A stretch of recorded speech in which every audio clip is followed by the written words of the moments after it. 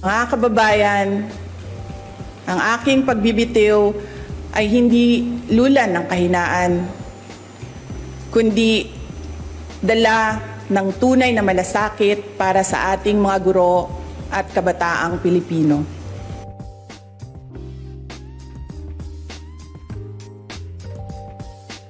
Earlier today, June 19, 2024, I sought an audience with the President and tendered my resignation as the Secretary of Education effective July 19, 2024.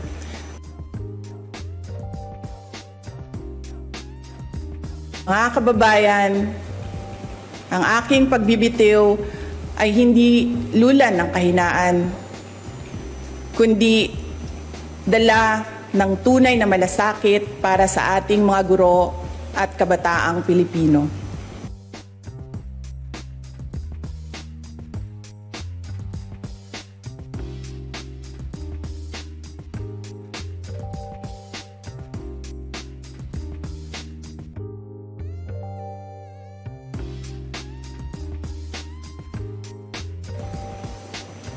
Bagamat hindi ako magpapatuloy na mamamahala sa kagawaran, patuloy pa rin nating itataguyod ang kalidad ng edukasyon na nararapat para sa Pilipino.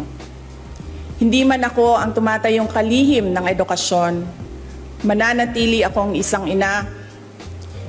ina na nagmamatyag at titindig para sa kapakanan ng bawat guro at bawat mag-aaral sa Pilipinas.